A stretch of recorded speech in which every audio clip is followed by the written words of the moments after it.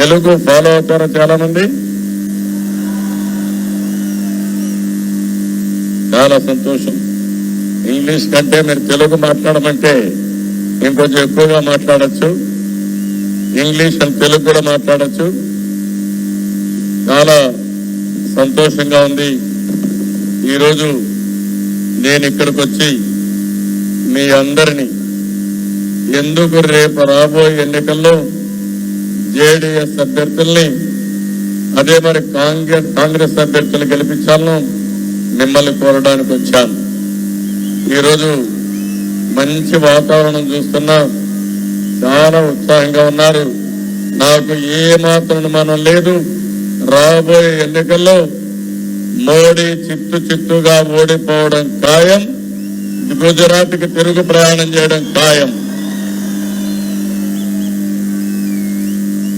ఈరోజు మీరందరూ ఒకసారి చూస్తే కుమారస్వామి గారు, దేవేగౌడ గారిని ఒక్కసారి మీరు ఆలోచించాల్సిన అవసరం ఉంది. దక్షిణ భారతదేశానికే పెద్ద దిక్కు దేవేగౌడ గారు అని చెప్పి కూడా నేను మీ అందరికీ విజ్ఞప్తి చేస్తున్నా. ఈరోజు మీరు చూస్తే 1995లో ఆ రోజు ఆయన నాయకత్వం కింద పనిచేసే అవకాశం నాకు వచ్చింది. ఆయన యునైటెడ్ ఫ్రంట్ చైర్మన్ గా, నేను కన్వీనర్ గా ఉండి ఆ రోజు కర్ణాటక ముఖ్యమంత్రిగా త్యాగం చేసి దేశం కోసం ప్రధానమంత్రిగా ఒప్పుకున్న ఏకైక అభ్యర్థి దేవేగౌడ గారు అని చెప్పి కూడా నేను మీకు తెలియజేస్తున్నా. మేమందరం ఆలోచించాం. ఆ రోజు కూడా బీజేపీ రాకుండా ఉండాలి. బీజేపీ రాకుండా ఉండాలంటే ఎవరైతే సరైన అభ్యర్థి అనుకున్నప్పుడు ఒక్క దేవేగౌడ గారు తప్ప ఎవరూ లేరనే ఉద్దేశంతో మేమందరం ప్రపోజ్ చేసి ఆయన ఒప్పుకొని ప్రధానమంత్రిగా ఉన్నారు. ప్రధానమంత్రి పదవికి వన్ని తెచ్చిన వ్యక్తి మన ప్రియతమ నాయకులు దేవేగౌడ గారు అని చెప్పి కూడా నేను మీకు తెలియజేస్తున్నా.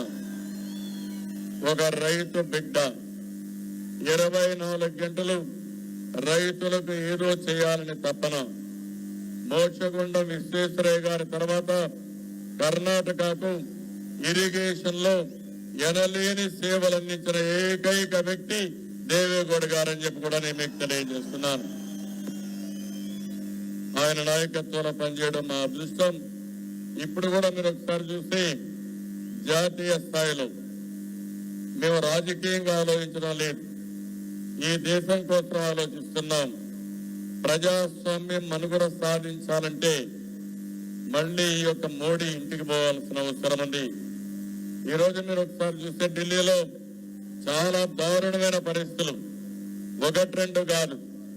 ఈరోజు మీరు ఒకసారి ఆలోచించినప్పుడు డిమానిటైజేషన్ తీసుకొచ్చారు.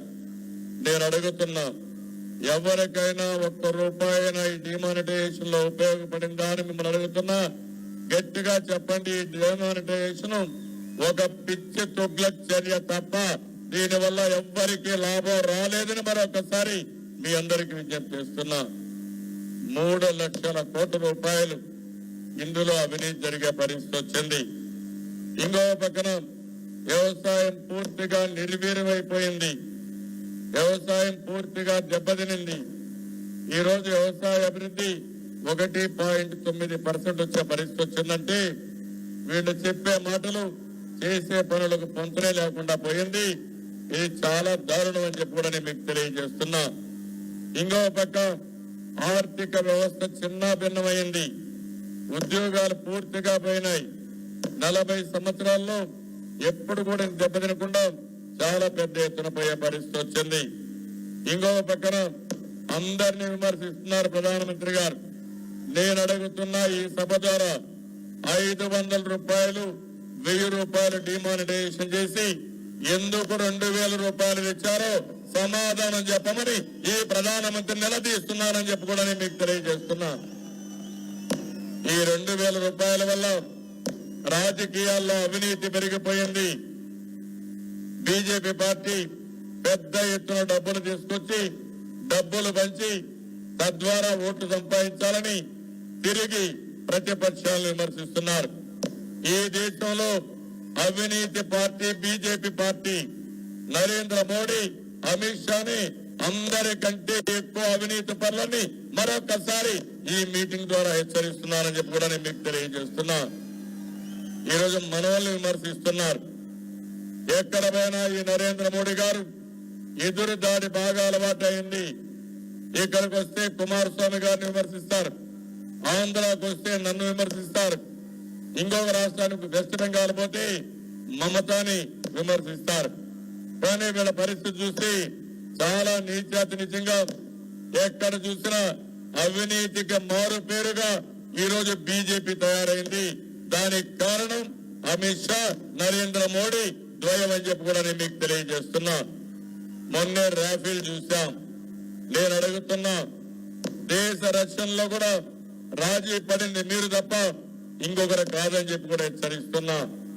ఈ రోజు ప్రజాస్వామ్య వ్యవస్థలు ఉన్నాయి, సిబిఐ ఉంది, నిర్వీర్యం అయిపోయింది, ఇన్కమ్ ట్యాక్స్ ఉంది, మా మీద దాడులు చేస్తున్నారు.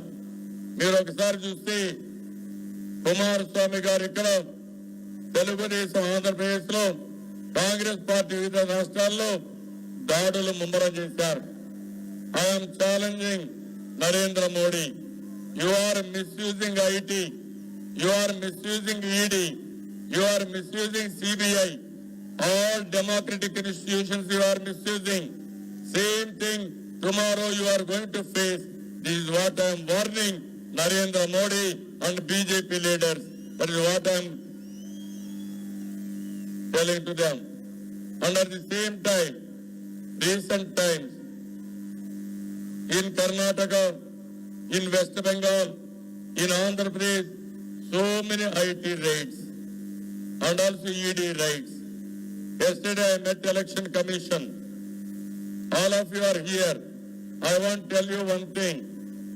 This Election Commission is working under the guidance of Narendra Modi and also BJP. This is very dangerous trend. There is no independent activity of all the constitutional organizations. We are all together to fight against EVMs. All people are here in Karnataka. You have to understand one thing. Karnataka is very strong in information technology. It is very strong globally also. Anybody will talk information technology, they will refer only Karnataka. That is the strength of Bangalore on information technology. And at the same time, as on today, EVMs are vulnerable. That's why all of us fought for VVPAT. With all our efforts, now there is a ballot box. VVPAT is there. As soon as you press EVM, automatically that ballot paper will come. We will see in the screen. Finally, it will go to ballot box. Yesterday, what I demanded, EVM we are counting. In the ballot box, there are paper ballot bills. They have to count it. They are not accepting. Why they are not accepting? Even in Supreme Court, they have referred like this. You have to understand all people here. ఒకే ఒక విషయం నేను మీ అందరికి తెలియజేస్తున్నా. ఈరోజు వీవీప్యాట్ల మేమే పోరాడాం, VVPAT తెప్పించాం. దానివల్ల transparency పెరుగుతున్న supreme court నిర్ణయం చేసి 2013లో 2019కి ఈ రోజు మనకందరికి కూడా వీవీప్యాట్ వచ్చింది. ఎప్పుడైతే మీరు ఈవీఎం మెషిన్ లో బ్రష్ చేస్తారో అందులో నుంచి నేరుగా వీవీప్యాట్ లో మీ ఓటు ఎవరికి ఇస్తారో పైన పేరు, కిందన సింబల్ వచ్చి అది మళ్ళీ మీ బ్యాలెట్ బాక్స్ లో పడుతుంది. What we are demanding today, after EVM counting, they have to count 50% of ballot papers which are all in the ballot box. They are not accepting. Recently, Supreme Court ordered only 5 booths in each assembly segment. That is not sufficient. We are all suspecting the government of India and also Election Commission are playing some fraud in VVPAT. Yesterday, all political parties, including JDS, Congress, we all decided to fight in the court of people. Ultimately, we are going to again Supreme Court for counting at least 50% of VVPATs. This is our demand. I am very happy you have to support all these things. Under Narendra Modi, I am asking some of the questions to Narendra Modi. You will be shocked to see how India has changed in the last 5 years. India is now suffering from highest unemployment rate in the last 45 years. This is not my data, NSSO data. Second one, all top 10 most polluted cities in the world are now in India. This is WHO data. Number of Indian soldiers martyred is higher in 30 years now. That is Washington Post report. India now has the highest income inequality in last 80 years. Credit Suisse report. India has become world's worst country for women safety. This is Thomas Written report. Even Kashmiri youth joining military is highest in the last 10 years. Indian Army data. Indian farmers suffered worst price crash in 18 years. This is WPI data. And also highest ever cow-related violence and mob lynching on record after Modi became Prime Minister.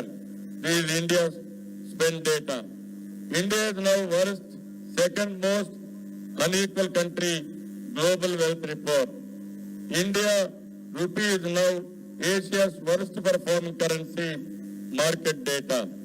India has become world's third worst country in environment protection, EPI 2018 data. First time in history of India, foreign funding and corruption is legalized, Finance Bill 2017. Our current Prime Minister is the least accountable Prime Minister for the last 70 years.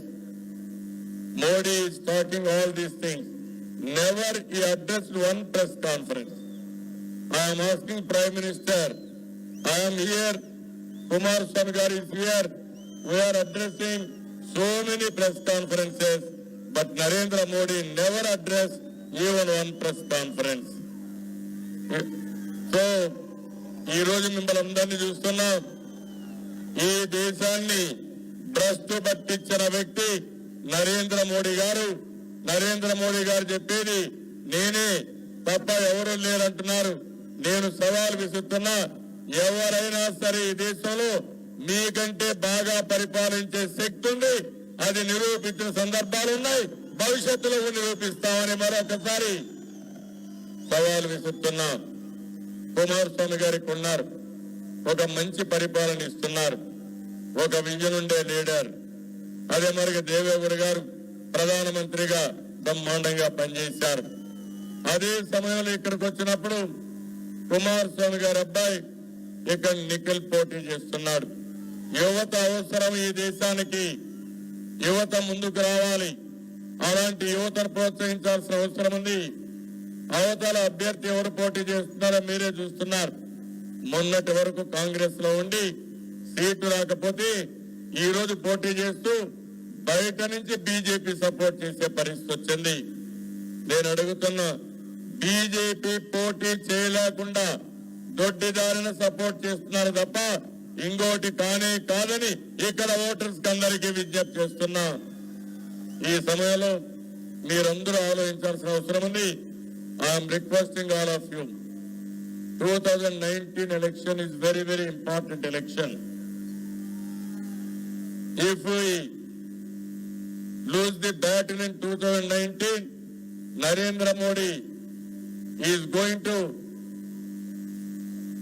tomorrow he is not going to conduct elections also. That is very dangerous for democracy, is in danger. We are all joined together on democratic compulsion. Today you have seen CBI, ED, income tax, RBI, ultimately ECI, all institutions are misused by Modi and also Amit Shah. This is the biggest danger for democracy. In Andhra Pradesh, you have seen recent times how they behaved. Even special status and also provisions in the Bifurcation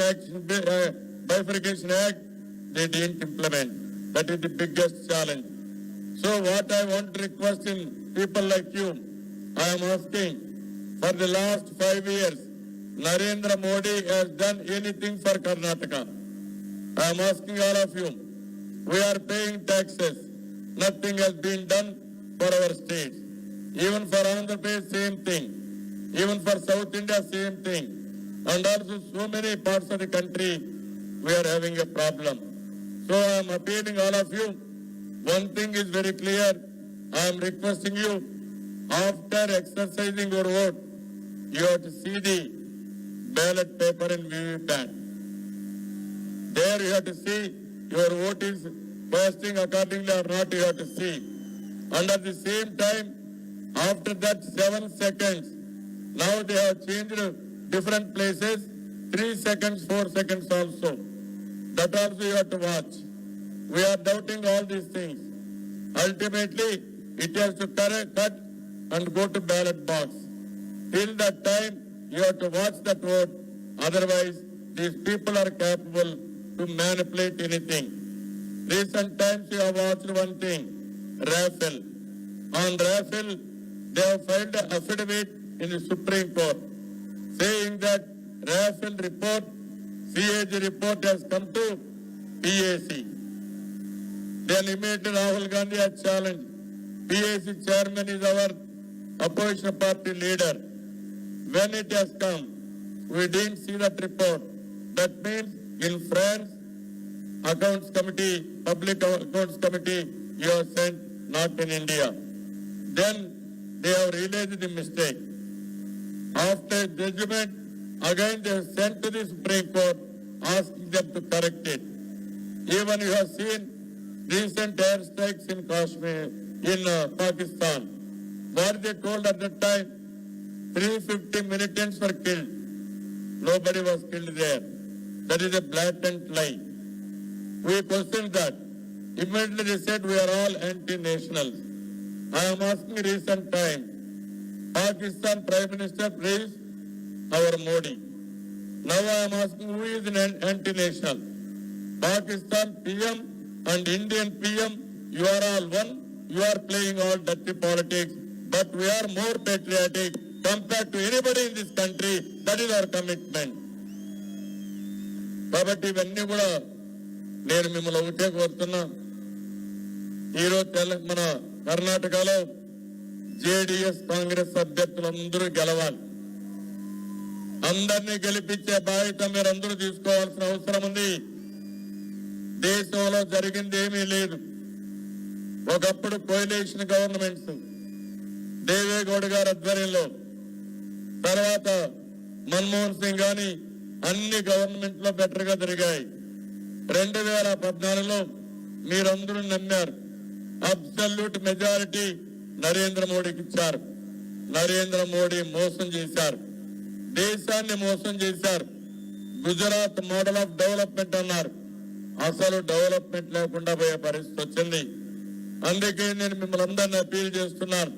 నేను all the way from Amaravati I came here only to request all of you. Last time కూడా ఇదే మారిగా మోసం చేస్తే నేను బాలాజీ తిరుపతి నుంచి ఒక appeal చేశాను. ప్రతి ఒక్కరూ బీజేపీకి వ్యతిరేకంగా ఓటేసి కర్ణాటకలో బీజేపీని చిత్తుగా ఓడించమని ఆ రోజు నేను ఒక అప్పీల్ ఇచ్చాను. మీరు బ్రహ్మాండంగా స్పందించారు. ఈ రోజు కూడా మళ్ళీ ఒక అప్పీల్ ఇస్తున్నాను. మొత్తం కర్ణాటక స్టేట్ అంతా కూడా మీరు ఆలోచించాల్సిన అవసరం ఉంది. ఆంధ్రప్రదేశ్ రాష్ట్రానికి కర్ణాటక రాష్ట్రానికి మంచి రిలేషన్స్ ఉన్నాయి. కలిసి పనిచేస్తాం, దేశం కోసం పనిచేస్తాం, ఈ రెండు రాష్ట్రాల అభివృద్ధి కోసం పనిచేస్తాం. అదే సందర్భంలో ఢిల్లీలో మనకంటూ ఏదైనా పనులు కావాలన్నా, ఈ రాష్ట్ర సమస్యల పరిష్కారం కావాలన్నా మన ఎంపీలు ఢిల్లీలో ఉండాల్సిన అవసరం ఉంది. అదే సమయంలో దేశాన్ని భ్రష్టు పట్టిస్తున్నటువంటి బీజేపీని చిత్తుగా ఓడించాల్సిన అవసరం ఉంది. ప్రధానమంత్రి చేతల ప్రధానమంత్రి కాదు, మాటల ప్రధానమంత్రి. మాటల్లో మాత్రం అన్ని చెప్తారు తప్ప ఎక్కడా ఏ పని కాలేదని చెప్పి మరొకసారి తెలియజేస్తున్నా. జీఎస్టీ తీసుకొచ్చారు, దేశం మొత్తం నష్టపోయింది. దాన్ని అమలు చేయలేకపోయారు. దానివల్ల చిన్న చిన్న వ్యాపారస్తులు పూర్తిగా దెబ్బతిన్నారు. ఇంకో పక్క దేశంలో నిరుద్యోగం విపరీతంగా పెరిగిపోయి యువత ప్రశ్నించుకు వచ్చే పరిస్థితికి వచ్చారు. రైతులకు రెండంకెల అభివృద్ధి అన్నారు. 5 ఏళ్లలో వాళ్ళ ఆదాయాన్ని రెట్టింపు చేస్తామన్నారు. 20 ఏళ్లలో కూడా చేసే పరిస్థితులు లేరు. వారికంటే 10 నెలల కుమారస్వామి గవర్నమెంట్ బ్రహ్మాండంగా పనిచేస్తా ఉంది. ఆంధ్రప్రదేశ్ గవర్నమెంట్ బాగా పనిచేస్తామని చెప్పి కూడా నేను మీకు తెలియజేస్తున్నా. ఈ సందర్భంలో మీరందరూ కూడా ఇటు ఇక్కడ కుమారస్వామి గారిని ఇటు మమ్మల్ని అందరినీ కూడా ఆశీర్వదించాల్సిన అవసరం ఉంది. అందుకనే ఆల్ ది వే నేను ఇక్కడికి వచ్చాను. మరొక్కసారి మీ అందరికి అప్పీల్ చేస్తున్నా, కర్ణాటకలో ఉండే ప్రతి ఒక్కరు ఆలోచించాలి, ఓటేసే ముందు ఆలోచించాలి. ఈ ప్రభుత్వం వల్ల నష్టపోయాం, ఏమీ జరగలేదు. ఈసారి నష్టపోతే మళ్ళీ 5 సంవత్సరాల తర్వాత మనం ఎత్తుక్కోవడానికి కూడా ఏమీ ఉండదు.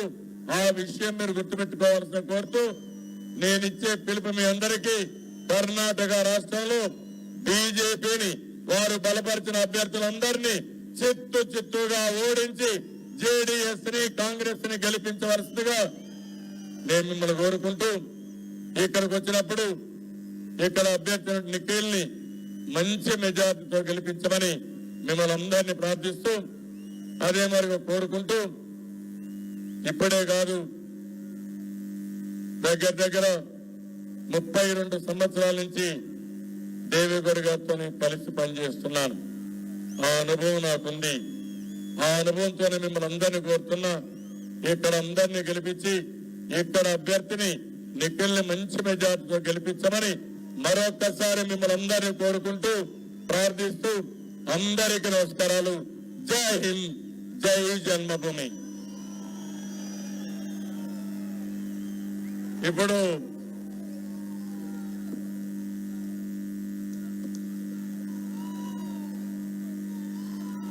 మీరందరూ కూడా మన సీనియర్ నాయకుడు దేవేగౌడ గారికి, నేను దేవేగౌడ గారంటే జిందాబాద్ జిందాబాద్ అని గట్టిగా చెప్పాలి.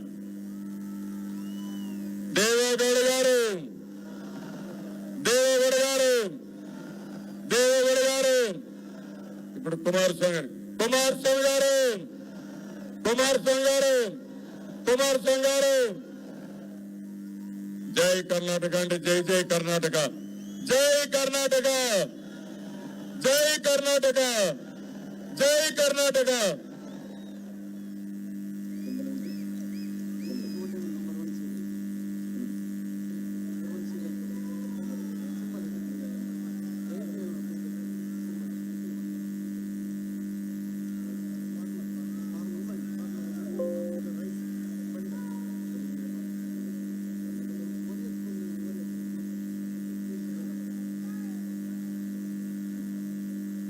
ఇక్కడ నెంబర్ 1 సీరియల్ నెంబర్ నిఖిల్, అదే మరిగా బ్యూటిఫుల్ సింబల్ మహిళ, రైతు మహిళ నెత్తన పంట పెట్టుకొని ముందుకు పోతున్నారు. గట్టిగా చప్పట్లు కొట్టి మేమందరం సపోర్ట్ చేస్తామని గట్టిగా మనస్ఫూర్తిగా అభినందించాలి. గట్టిగా చప్పట్లు కొట్టాలి. Give a big clap. Thank you.